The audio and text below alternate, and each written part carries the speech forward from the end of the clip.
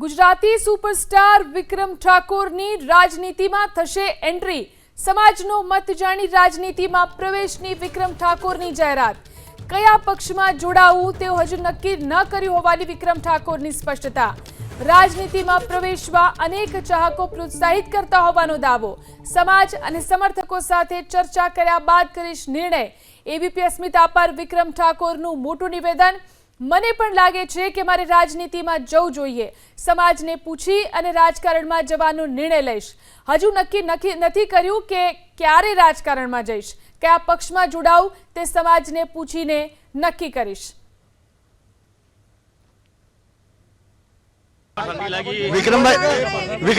વિક્રમભાઈ આજે આ સમાજનું સંમેલન હતું, આપ સંમેલનમાં હાજર રહ્યા। આપને શું લાગે છે સમાજ હવે કઈ દિશામાં, ખાસ શૈક્ષણિક બાબતે અત્યારે સમાજ અમારો જે હું જ્યારે વર્ષો પહેલાં મારા ખ્યાલથી 2004ની આજુબાજુની વાત છે, જ્યારથી સિંગર બન્યો ત્યારથી મને મારા સમાજની જ ઘણી બધી ચિંતા થતી હતી। એનું કારણ એ જ હતું કે ભાઈ અમારો સમાજ એ વખતે બહુ વ્યસન બહુ હતું અમારા સમાજમાં, શિક્ષણ બહુ ઓછું હતું।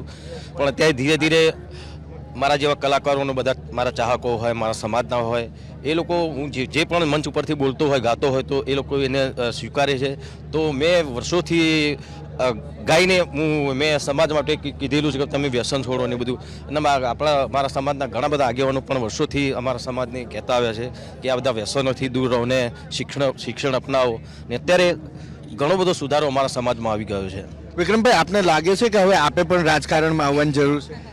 રાજકારણમાં એટલે એકચ્યુઅલી ઘણા બધા મારા ચાહકો છે, એ સમાજના હોય અથવા બીજા સમાજના હોય, પણ બધા એવું વિચારતા હશો કે વિક્રમ ઠાકોરે રાજકારણમાં આવવું જોઈએ કારણ કે સીધા સ્વભાવનો છોકરો છે અને સમાજનું સારું કરશે એવું બધાને લાગે છે। એટલે કદાચ સમાજ કહે છે, મારા ચાહકો કહેશે તો ભવિષ્યમાં હું રાજકારણમાં જોડાઈશ। ભવિષ્ય એટલે અમે અંદાજ મૂકી શકીએ 2027માં 2027ની વિધાનસભા ચૂંટણી? ના, જો એવું કશું વિચાર્યું નથી મેં।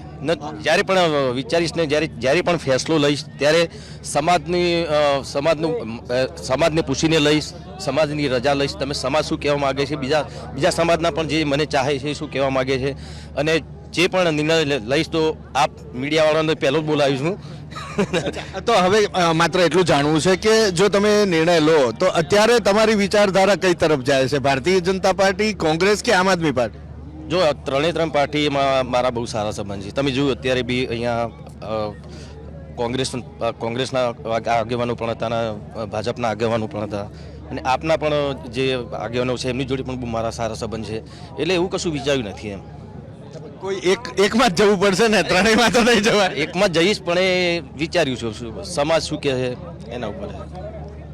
ખાસ એ જાણવું છે કે આજે જે સ્ટેજ જોયું કે તમામ રાજકીય પક્ષાપક્ષીથી પર રહી ઠાકોર સમાજના આગેવાનો એક થયા હતા। આજે એક શૈક્ષણિક ભવનનું અને તમને અપીલ પણ કરવામાં આવી છે કે તમે સંગીત એકેડમી કે નાટ્ય એકેડમી પણ ખોલો। આ વિચાર આ દિશામાં આગળ વધવાનો?